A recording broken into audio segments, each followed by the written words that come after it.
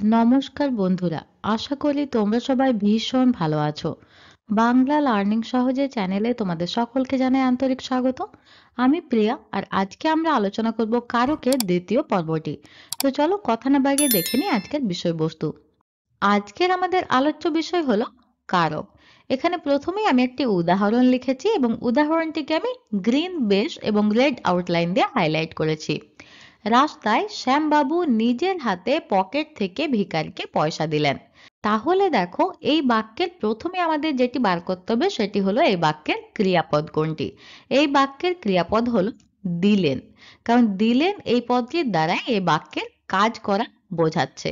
তাহলে দিলেন এটি হলো এই বাক্যের ক্রিয়াপদ। এটি দেখো নিচে লেখা আছে। এই বাক্যের ক্রিয়াটি হল দিলেন। দিলেন ক্রিয়াপদটির সঙ্গে এই বাক্যের অন্য পদগুলির সম্পর্ক কিরূপ বা সম্পর্ক কি রকম তা জানার জন্য ক্রিয়াপদটিকে আমরা নিম্নলিখিত প্রশ্নগুলি করতে পারি বা নিম্নলিখিত প্রশ্নগুলি করা যায়। 1 নম্বর প্রশ্ন আমরা কি করতে পারি?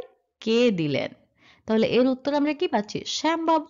তাহলে শ্যামবাবুর সঙ্গে এখানে দিলেন ক্রিয়াপদটির সম্পর্ক হলো কর্তৃ সম্পর্ক, কারণ শ্যামবাবুর দ্বারা কাজটি করা হচ্ছে। তাহলে শ্যামবাবু হলো বাক্যের কর্তা, তাই এর সঙ্গে ক্রিয়াপদের সম্পর্ক হলো কর্তৃ সম্পর্ক। এরপর দেখো, দ্বিতীয় প্রশ্ন আমরা করতে পারি কি দিলেন। কি দিলেন এর উত্তর পাচ্ছি পয়সা। তাহলে পয়সা হলো কর্ম, তাহলে এর সঙ্গে ক্রিয়াপদের সম্পর্ক দাঁড়াচ্ছে কর্ম সম্পর্ক। এরপর আমরা তৃতীয় প্রশ্ন করতে পারি কি দিয়ে দিলেন। তাহলে এর উত্তর আমরা পাচ্ছি নিজের হাত দিয়ে, বা আমরা বলতে পারি নিজের হাতে। তাহলে নিজের হাতে এই পদের সঙ্গে ক্রিয়াপদের সম্পর্ক দাঁড়াচ্ছে করণ সম্পর্ক। এছাড়াও আরো কিছু প্রশ্ন আমরা করতে পারি যেগুলি পরের স্লাইডে আছে। তো চলো সেগুলি আমরা পরের স্লাইডে গিয়ে দেখে নিই। এখানে লক্ষ্য করো, উদাহরণটিকে আমি আরেকবার লিখেছি। রাস্তায় শ্যামবাবু নিজের হাতে পকেট থেকে ভিখারিকে পয়সা দিলেন। আমরা জানি এই বাক্যের ক্রিয়াপদ হলো দিলেন এই পদকে। তাহলে ক্রিয়াপদকে আমরা 4 নম্বর প্রশ্ন করতে পারি কাকে দিলেন। এর উত্তর আমরা পাচ্ছি ভিখারিকে। তাহলে ভিখারিকে এই পদটির সঙ্গে ক্রিয়াপদ দিলেন এর সম্পর্ক হলো নিমিত্ত সম্পর্ক। এরপর দেখো, 5 নম্বর প্রশ্ন আমরা ক্রিয়াপদকে করতে পারি কোথা থেকে দিলেন। তাহলে এর উত্তর আমরা কি পাচ্ছি? পকেট থেকে। তাহলে পকেট থেকে এই পদটির সঙ্গে ক্রিয়াপদের সম্পর্ক দাঁড়াচ্ছে অপাদান সম্পর্ক। এরপর 6 নম্বর আমরা প্রশ্ন করতে পারি ক্রিয়াপদকে কোথায় দিলেন। এর উত্তর আমরা পাচ্ছি রাস্তায়। তাহলে রাস্তায় এই পদটির সঙ্গে ক্রিয়াপদ দিলেনের সম্পর্ক দাঁড়াচ্ছে অধিকরণ সম্পর্ক। তাহলে দেখো, এর নিচেই লেখা আছে উত্তরগুলি থেকে আমরা জানতে পারছি যে দিলেন ক্রিয়াপদটির সঙ্গে এই বাক্যের অন্যান্য পদের 6 প্রকার সম্পর্ক আছে। তাহলে লক্ষ্য করো, এখানে দিলেন ক্রিয়াপদটির সঙ্গে এই বাক্যের অন্য যে পদগুলি আছে তার সঙ্গে 6 প্রকারের সম্পর্ক আমরা পাচ্ছি। যে 6টি আমরা প্রশ্ন করেছি সেই উত্তরগুলির ভিত্তিতে আমরা এখানে 6টি সম্পর্ক পেয়েছি। তো চলো এরপর আমরা দেখে নিই পরের স্লাইডটি। লক্ষ্য করো, এখানে লেখা আছে বাক্যের অন্তর্গত ক্রিয়াপদের সঙ্গে নামপদের যে সম্পর্ক তাকে কারক বলে।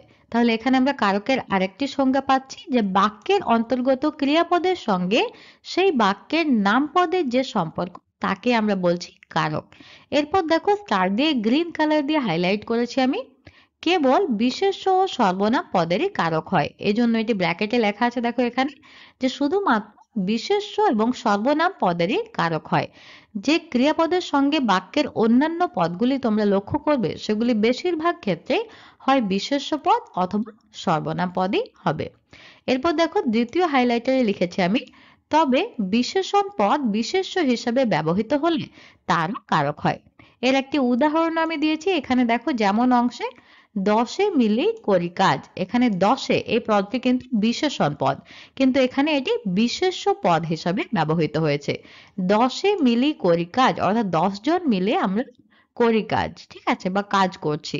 তাহলে এখানে 10 এই বিশেষণ পদটি যেহেতু বিশেষ্য পদ হিসাবে ব্যবহৃত হয়েছে তাই এটি কারক সম্পর্ক যুক্ত।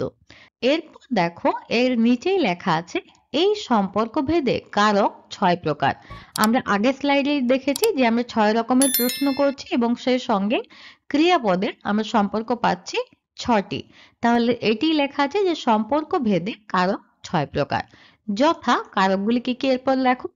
কর্তৃকারক, কর্মকারক, করণকারক, নিমিত্ত কারক, অপাদান কারক এবং অধিকরণ কারক। তাহলে আমরা বুঝতে পারলাম যে কারক ছয় প্রকারের। কর্তৃকারক, কর্মকারক, করণকারক, নিমিত্ত কারক, অপাদান কারক এবং অধিকরণ কারক। তো চলো এরপর আমরা পরের স্লাইডে দেখে নিই। লক্ষ্য করো, এখানে আমি কারকের শ্রেণী বিভাগের ডায়াগ্রাম বানিয়েছি। তো প্রথমেই রয়েছে কারক। কারককে আমরা ছয়টি শ্রেণীতে বা বিভাগে ভাগ করতে পারি।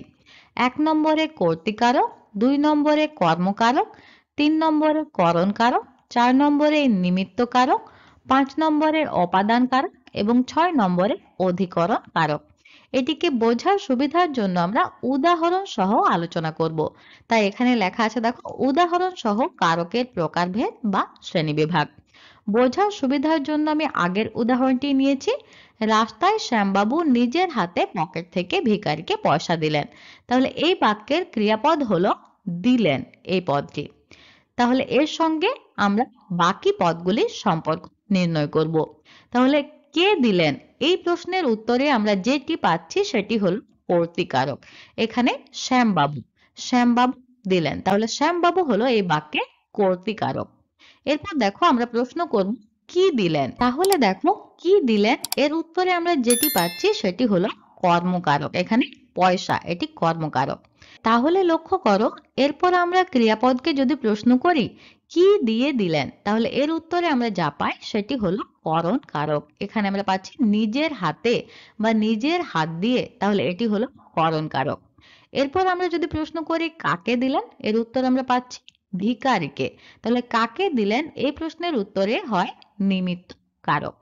কোথা থেকে দিলেন, এর উত্তর যেটি আমরা পাই সেটি হলো অপাদান কারক। এখানে পকেট থেকে, এটি অপাদান কারক। কোথায় দিলেন, এর উত্তর আমরা যা পাবো সেটি হলো অধিকরণ কারক। এর উত্তর হলো রাস্তায়। তাহলে রাস্তায় এই পদটি হলো অধিকরণ কারক। তো আশা করি তোমরা কারকের শ্রেণীবিভাগটি বুঝতে পেরেছো। আজ তবে এ পর্যন্তই থাক। বাড়িতে তোমরা প্রচুর প্রচুর প্র্যাকটিস করো।